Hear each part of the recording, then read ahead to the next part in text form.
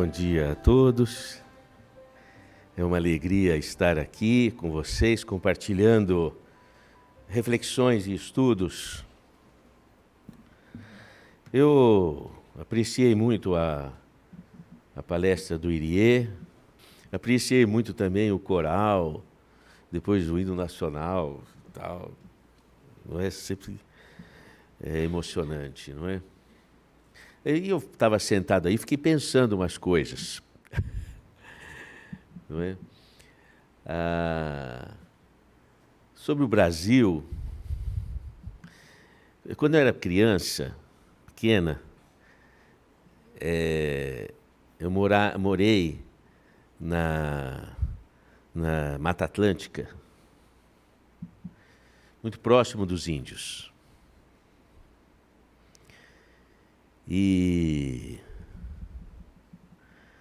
é interessante que os índios,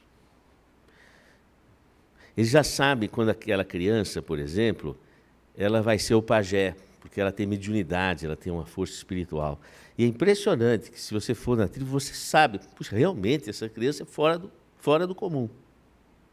Eles já sabem. Sabe qual é a criança que vai ser o cacique? Porque o cacique fala assim, aquele é meu avô que voltou. Ele fala assim. É normal isso. Uma vez, adulto, eu estava passando numa estrada e tinha uma reserva indígena. Eu falei, nossa, eu vou parar aqui para, não sei, apreciar. E não se pode entrar na reserva, você vai até um local. E eu cheguei assim, daí a pouco aparece da mata um cacique, todo trajado, poderoso, com alguns índios. Eu assustei. E o cacique falava um pouco de português. Estava te esperando. Ficamos 2 horas conversando. Eu falei, como é que engraçado isso? Como assim estava me esperando? E tivemos uma conversa impressionante de conhecimentos. Porque para eles é diferente, eles dizem assim, aqui na reserva não tem uma plantinha, não tem um animalzinho, nada foi extinto. E nós estamos aqui há 500 anos. Porque nós conhecemos a natureza. E o Brasil tem... No Brasil se fala cerca de 400 línguas, devido aos povos indígenas que habitam o Brasil. E na época do descobrimento, porque o indígena ele não ia para o litoral, ele fica na mata. Mas na época do descobrimento, os indígenas foram ao litoral porque havia uma comunicação de que forças espirituais iriam transformar o mundo. Começava uma conjunção de forças aqui na Terra Brasilis. E é interessante porque o Cabral, ele era da escola de Sagres. A escola de Sagres era uma escola iniciática, herdeira do conhecimento celta, do conhecimento druida. Tanto que a palavra Brasil é uma palavra do irlandês arcaico, quer dizer terra sagrada. Então a escola de Sagres sabia da existência do Brasil. Tudo bem, os otomanos tomaram Constantinopla, a passagem para as Índias já não se fazia mais pelo Mar Vermelho, havia que se descobrir novas rotas, mas também havia esse movimento da escola de Sagres de busca sagrada do conhecimento espiritual. E quando Cabral se afasta da costa da África, porque as correntes marítimas eram mais tranquilas, e ele vê pássaros chegando de uma área oposta da África, ele fala, realmente existe a terra sagrada, porque de onde vêm esses pássaros? E aí ele desvia e chega na terra sagrada. e os indígenas vieram não para trocar espelhos, não é isso. Havia uma conjunção de percepção de que algo importante começaria a haver na transformação do mundo, na transformação do planeta. Não existia o hemisfério sul na época de Jesus, não existia o hemisfério sul, não se sabia que existisse. Então era toda uma novidade nesse sentido. E interessante também, se você pegar a revista espírita a Revue d'Etudes Psychologiques, né, que era a revista de experiências de comunicação do Allan Kardec com o mundo, quando o volume da revista espírita que fala da passagem de Kardec, do desencarne,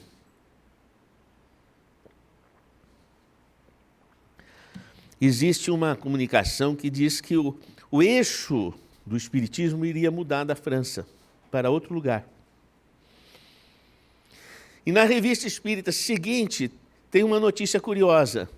Diz assim: incrível, num país improvável e inesperado, surge o primeiro jornal ou revista de publicação espírita do Brasil, logo após a morte do Kardec, o desencarne do Kardec. Então dá a impressão que o eixo, de fato, nessa hora foi transferido, espiritualmente fora transferido para o Brasil.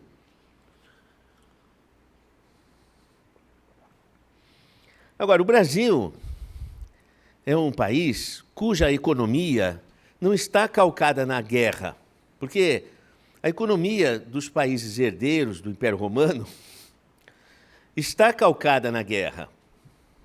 Se não há guerra, não tem como, segundo essas economias, você não movimenta a riqueza do país. Porque precisa haver invasões para haver petróleo, haver riquezas minerais, heroína e cocaína. Então, as guerras são motivadas por essas buscas: petróleo, drogas, e a indústria armamentista precisa ser reciclada. Você não pode ficar com uma arma balística desatualizada, a indústria bélica não movimenta financeiramente. O Chico dizia: haverá guerra, porque se há fabrico de armas. 70% do orçamento da ciência vai para a pesquisa de armas. Então, os países chamados desenvolvidos, eles estão com a economia calcada na guerra. O Brasil não. O Brasil está sendo erguido no braço do povo. Trabalho. Da Tavênia seja feita a questão do karma escravagista, não é? Que o escravagismo é recente, foram 300 anos de escravagismo e os nossos bisavós, ou muitos avós, viveram no período que havia escravidão. É uma coisa bizarra essa questão. Mas o Brasil, ele tem uma economia calcada no trabalho. E existe alguns antropólogos que estão começando a questionar o que seja desenvolvimento, porque a tecnologia e a consciência de base europeia não levou o homem a se harmonizar com a natureza, e a natureza reage. E nem levou o homem a conhecer-se a si. Então, de repente, a civilização desenvolvida, segundo os modernos antropólogos, não sejam essas. Sejam aquelas que tragam a tecnologia de integração com a natureza e de encontro consigo. E nós temos um país com uma diversidade cultural, 400 línguas, você imagina quanto saber existe no Brasil.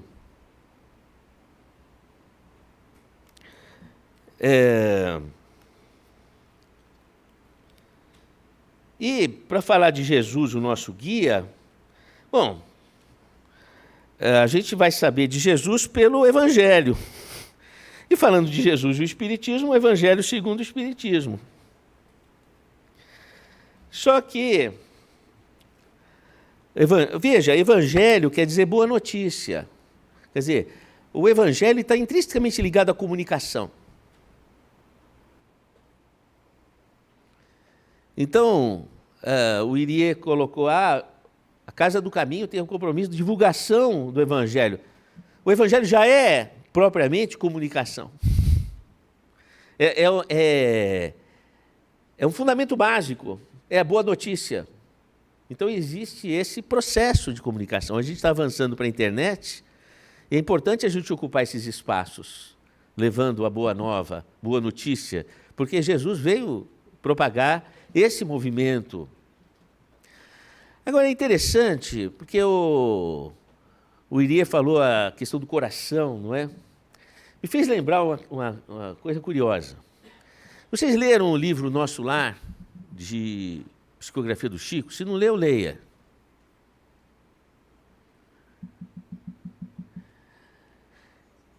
O André Luiz, que é o espírito... Na verdade, André Luiz é um pseudônimo, não é? Que na hora que o Chico foi psicografar, o Chico pergunta, mas quem é o espírito? Não tem nome? Aí o espírito falou, coloca qualquer nome. Mas que nome que eu vou colocar? Coloca o nome do seu irmão. O irmão do Chico é o André Luiz. Então, por isso chama André Luiz. Não sei se o seu André ainda está vivo.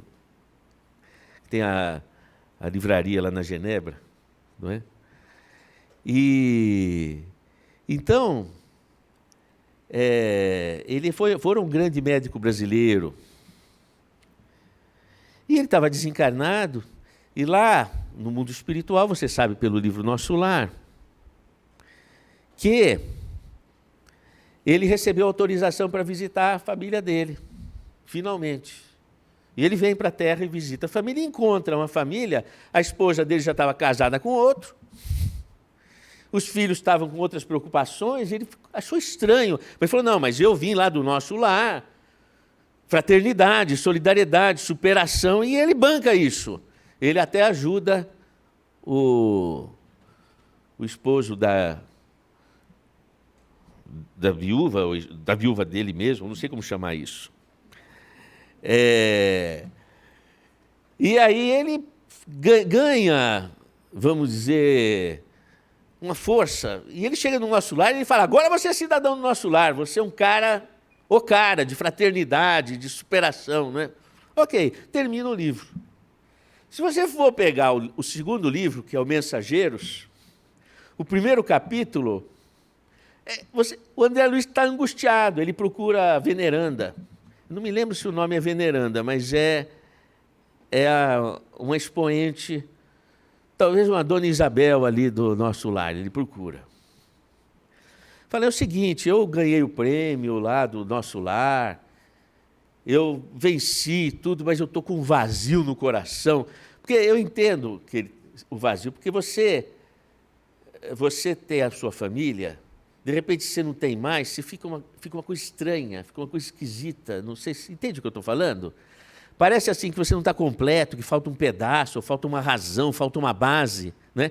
Tanto que, muitas vezes, o que sustenta um casamento é a percepção de família. Às vezes não há mais aquele amor, a situação está até dramática. E muitas vezes, por anos, se sustenta aquele relacionamento pela força de família. Fala assim, a gente não se entende muito bem, mas também não fico sem a noção de família. Até que aquilo se rompe em alguma situação. Mas, ele fala, ele tem um vazio, o que eu faço? Aí ela fala duas coisas que me deixaram, assim, uma interrogação, olha que interessante. Ele fala assim, você deve fazer duas coisas. Uma é você olhar que tem um universo na sua frente. Na medida em que você não tem mais a base primária da sua família, você tem o universo à sua frente, você precisa olhar o universo. Me lembro quando Jesus, que o Iria contou, subiu na escada, estou olhando além. Ela fala isso para ele, olha além, tem um mundo para você. Não é? Isso acontece mais ou menos nos estudos de psicanálise com o bebezinho. Não é? O bebezinho, quando ele nasce, ele não enxerga outra coisa, ele não tem neurologia para enxergar outra coisa a não ser 4 pontos, que são os olhos das mães, da mãe e as mamas. Só que o bebezinho, ele acha que a mama é ele, e é mesmo, porque o ser humano é um ser marsupial, né? Ele nasce, mas precisa ir para a bolsa do canguru, né? Vamos dizer assim, senão ele não sobrevive. O bebê humano, só com 18 meses, é que ele vai começar a andar, a ter alguma autonomia. Assim, com 18 meses, o canguru, ele sai da bolsa, né? Vamos dizer assim.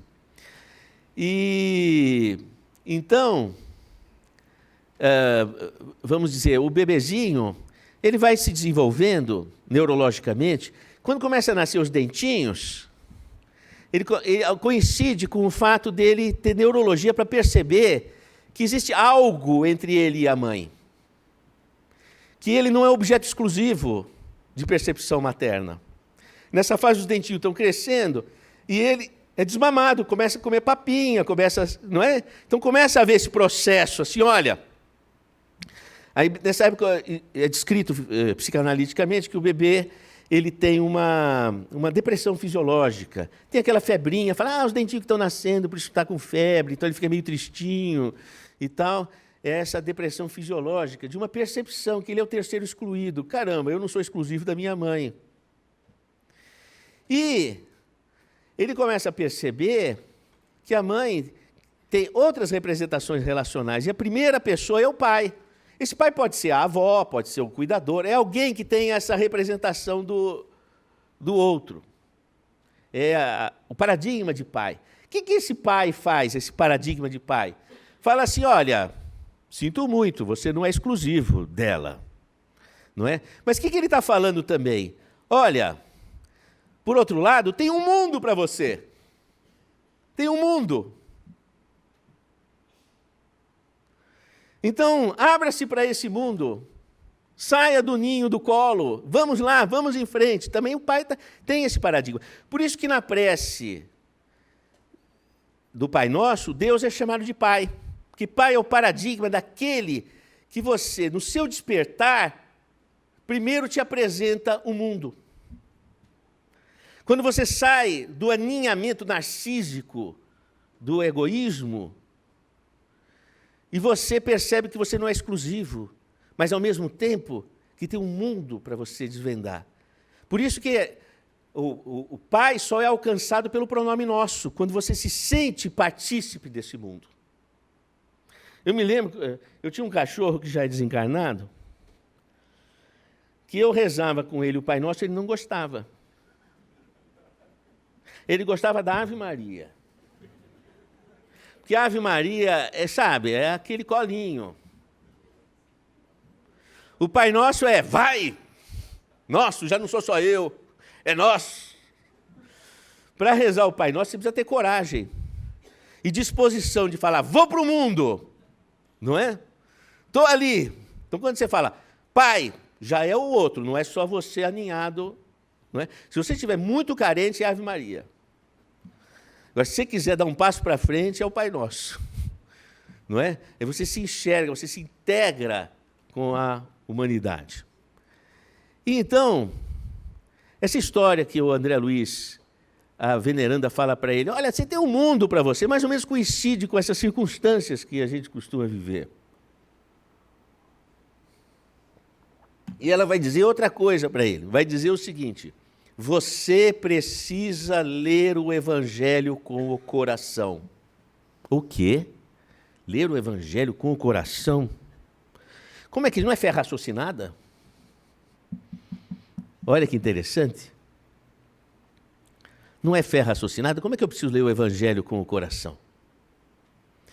A gente precisa redescobrir o que é, de fato, isso que se chama de raciocínio. Você sabe uma coisa curiosa?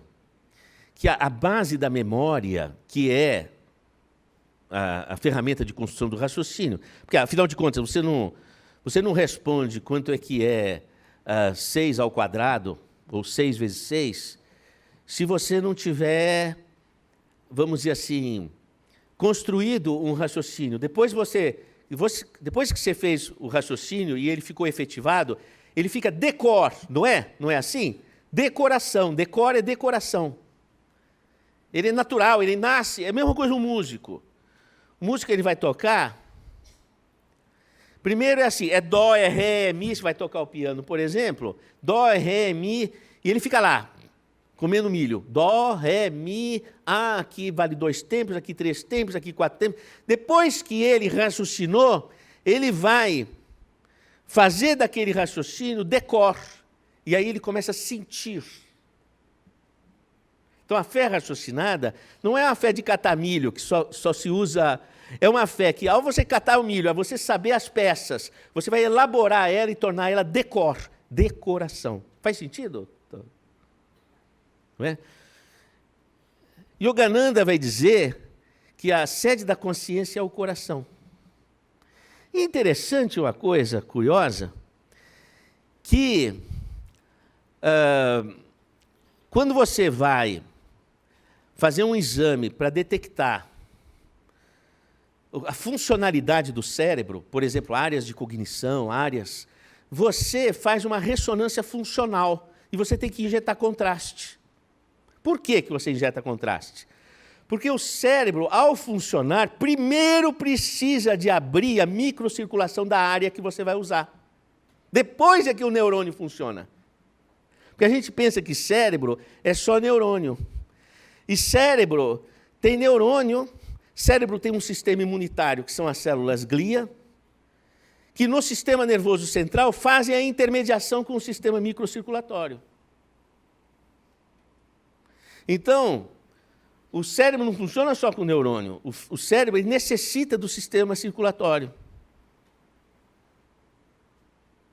E o coração, no seu desenvolvimento, que o coração ele se forma completamente, exceto pelo tamanho, ele se forma 21 dias depois da fecundação. Mas ele se forma na posição mais cefálica, depois ele desce para o tórax.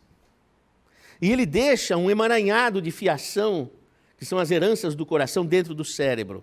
O cérebro consome 25% do oxigênio que você respira e da energia que você se alimenta. Tem um coração dentro do cérebro. O cérebro tem uma representação fortíssima do coração dentro de si. E portanto, o pensamento, ele primeiro percorre o sistema circulatório.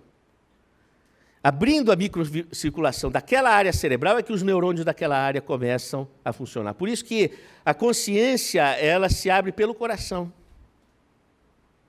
Então, quando você fala de fé raciocinada, você está falando de uso da cognição racional, mas ela não faz sentido sem o embasamento do coração, porque cérebro não funciona sem coração. E o engraçado é que o coração funciona sem o cérebro. Ele não funciona sem um encéfalo, onde no tronco encefálico existem as áreas neurais do coração. Mas ele funciona sem o cérebro, que é a sede da estrutura do raciocínio. Então, a gente pode dizer o seguinte: o aprendizado, ele é, sabe-se hoje, completamente dependente do afeto. Então, você tem um professor afetuoso, que ele tem empatia com o aluno aprende. Se não tem, não aprende, porque o afeto é o esteio do aprendizado e da memória.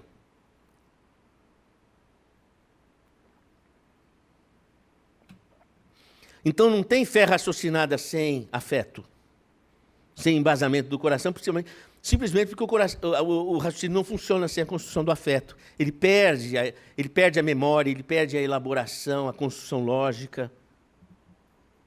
Faz sentido o que eu estou colocando, não é? Então, essa questão do coração, ela fala, ler o Evangelho com o coração, mas eu fiquei pensando mesmo, falei, caramba, como é que será isso? Aí eu me lembrei uma coisa, poesia, por exemplo. A poesia só é poesia mesmo, enquanto expressão de arte, se ela fala a verdade. Não existe expressão de arte que se firme enquanto arte, que não seja uma verdade, mas é uma verdade que fala ao coração. Só que ela é capaz de fazer transmutação de ideia, a poesia. Tanto que o poeta que escreve as poesias mais verdadeiras, muitas vezes se sabe que ele está em sofrimento. E aí ele faz uma canção, ele faz uma poesia. Drummond de Andrade, num poema Memória: amar o perdido torna confundido este coração. Como pode o ouvido contra o sem sentido apelo do não? As coisas tangíveis tornam-se insensíveis à palma da mão. Mas as coisas findas, muito mais que lindas, essas ficarão. E ele faz da perda uma descoberta. Porque quando você perde, você descobre que fazia falta, e aquilo passa a existir de fato em seu coração. Então a poesia, ela traz lógicas que quebram, às vezes, as estruturas formais de um raciocínio que está viciado num território, e a poesia abre o lastro quando ela, falando ao coração, traz a verdade na sua essência. Talvez nós tenhamos que ler o Evangelho como uma poesia, senti-lo pelo coração, trazer ele para o coração. Bom, depois leia o livro Mensageiros para ver o que aconteceu. Aliás, a obra do Chico, eu não sei, viu? Eu acho que a obra do Chico, desculpe, eu não sei se você pensa assim também, mas Platão e Chico Xavier, a obra, né? Estou falando da obra. Da obra. Bom, minha ideia, por esses minutos, é fazer uma pequena leitura do Evangelho. Vou começar pela introdução. Podemos dividir as matérias contidas nos evangelhos em 5 partes: os atos comuns da vida do Cristo, os milagres, as profecias, as palavras que serviram para o estabelecimento dos dogmas da igreja e o ensino moral. Se as 4 primeiras partes têm sido objeto de discussões, a última permanece inatacável. Diante desse código divino, moral, a própria incredulidade se curva. É o terreno em que todos os cultos podem encontrar-se. Olha que interessante, porque a proposta do Espiritismo não era criar um segmento religioso, mas era contribuir para a evolução das religiões.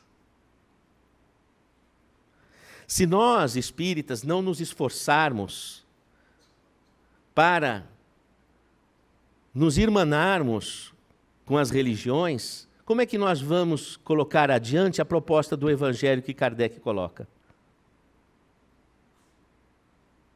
Se eu digo o seguinte: o Espiritismo é a minha religião, qual é a sua? O que eu estou falando? Bom, esse Evangelho que ele está falando, que foi escrito para que seja ilustrado para todos os cultos, eu vou usar exclusivamente para mim. É ou não é? Vamos falar a verdade.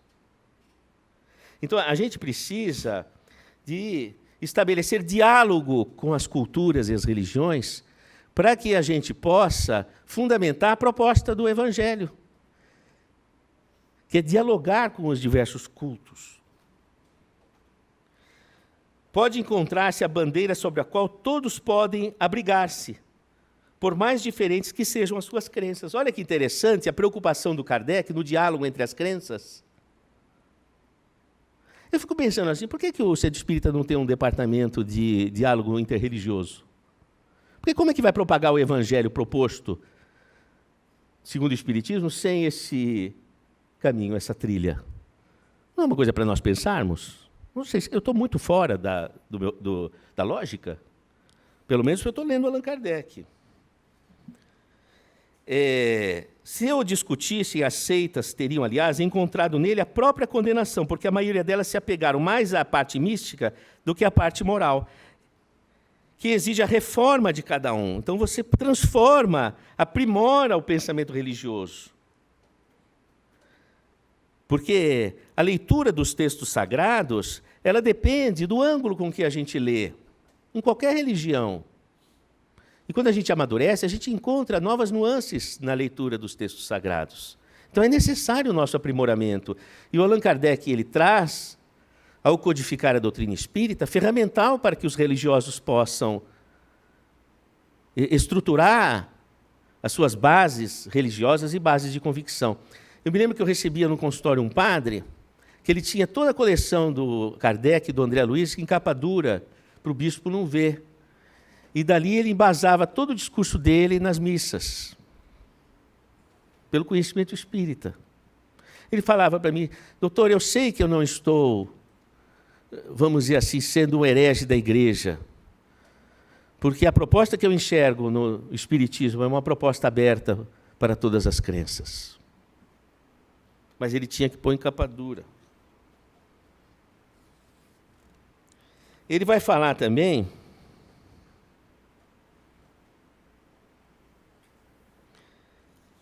uma coisa interessantíssima. A doutrina espírita, se ela fosse uma concepção puramente humana, não teria como garantia senão as luzes daquele que a tivesse concebido. Ora, ninguém neste mundo poderia ter a pretensão de possuir sozinho a verdade absoluta. Se os espíritos que a revelaram se houvesse manifestado apenas um homem, nada lhe garantiria a origem.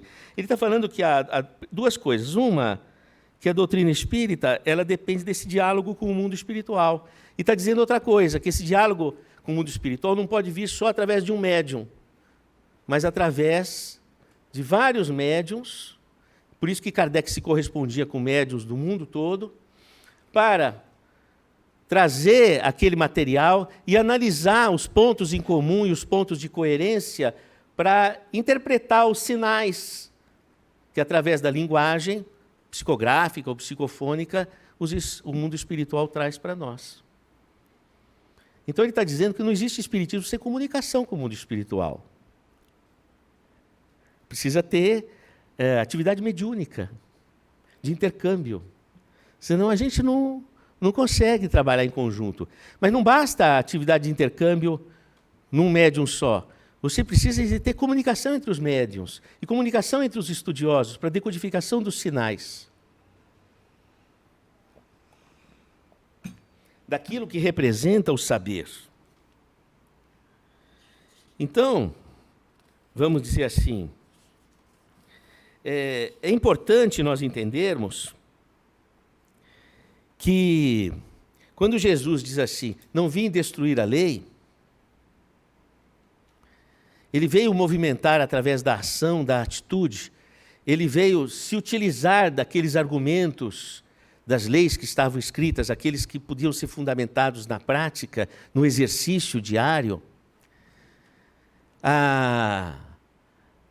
Essas leis elas foram trazidas por aquilo que se chamava de profetas. Quem gostava muito dos profetas era o padre Antônio Vieira. O padre Antônio Vieira, inclusive, ele escreve uma obra chamada História do Futuro. Porque ele era fascinado pelos profetas. E o padre Antônio Vieira é interessante, quando ele veio ao Brasil, e ele numa canoinha ia entre os igarapés, junto às tribos indígenas, ele escreve o seguinte, que os índios não precisariam ser catequizados, porque eles traziam o amor nas suas atitudes. E eles já tinham esse conhecimento. Essa foi uma das razões porque o padre Antônio Vieira respondeu na Inquisição. O mais interessante é que você vai no Vaticano, você encontra o livro dos autos da Inquisição do padre Antônio Vieira à venda. Não é? Mas não foi só por isso, não. Ele observara que na cidade de Portugal, onde ele morava, tinha um sapateiro que fazia profecias. Ele falava, incrível, talvez não precise ser santo para ser profeta. Ele estava começando a desconfiar que a mediunidade era uma coisa natural das pessoas. Não era só uma coisa dos grandes profetas. Olha que interessante.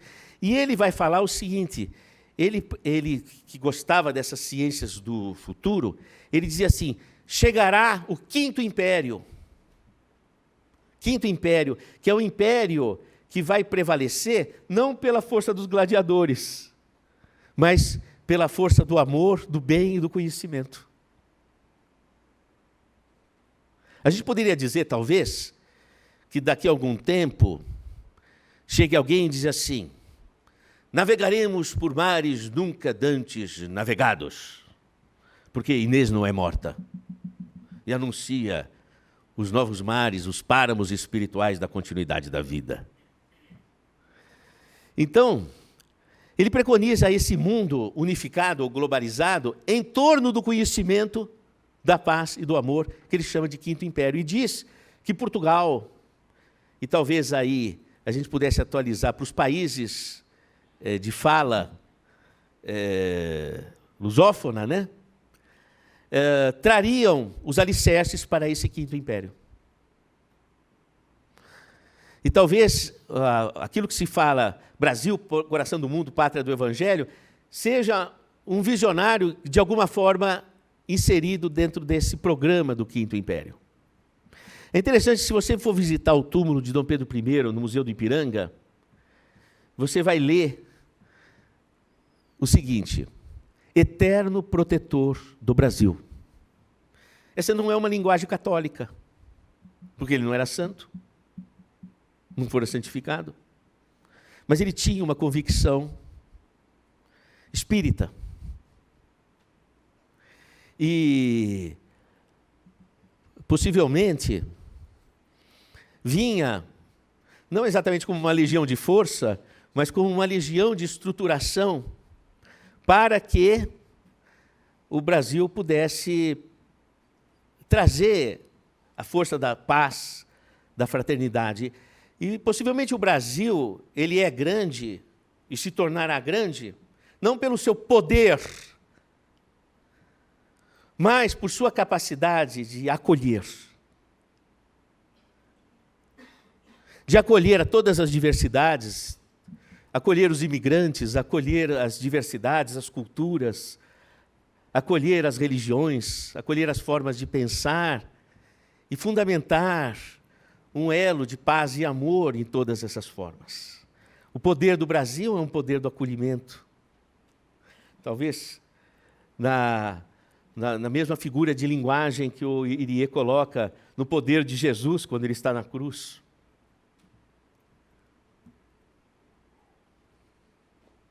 A gente observa que o Jesus que vem pelo Espírito da verdade, ele novamente fala: não vim destruir a lei. E aqui no Evangelho segundo o Espiritismo ele coloca que o Espiritismo, ele está, eu não estou encontrando a frase aqui, depois vocês buscam, mas ele vai dizer que o Espiritismo está em todas as culturas, de todas as épocas. Apenas não leva o nome Espiritismo, mas traz os mesmos princípios. E que nós precisamos de buscar esses pontos de identidade. Então, intrinsecamente, o Espiritismo, ele, como uma mensagem do Espírito da Verdade, ele traz de volta o não vim destruir a lei que Jesus coloca, valorizando nós buscarmos nas culturas ancestrais e nas diversas culturas emergentes os pontos de coincidência que reforçam os conceitos do Evangelho. Ele vai dizer também o seguinte: ele não condena exatamente o misticismo, mas quando o misticismo ou o conhecimento não está calcado na construção de uma base moral. Aquela ideia do saber pelo saber, sem que aquilo agregue efeitos transformadores na nossa estrutura moral. Faz sentido essa questão? E que o bom senso, o estudo e a percepção levará a comunidade, porque ele diz que deve haver um movimento da comunidade de perceber estas mensagens que chegam através dos médiuns, porque ele diz aqui que os espíritos vão fazer pressão para trazer esse saber, e que viria através de médiuns em todas as partes do mundo, que não estaria centrado só na França, mas estaria em todas as partes do mundo. E se existe essa pressão do mundo espiritual de comunicação, nós devemos estar atentos. Então, deveria ter no Centro Espírita um departamento de línguas, para poder encontrar nas comunicações das diversas culturas estas expressões do Espírito da Verdade que ainda estão acontecendo. Deveria haver um departamento de correspondência, onde as comunicações chegam e exista um senso de comunidade, de analisar e encontrar os símbolos, os sinais dos verdadeiros conhecimentos da eternidade. Acredita? Se você acredita, nós estamos juntos. Se você não acredita, chegaremos lá.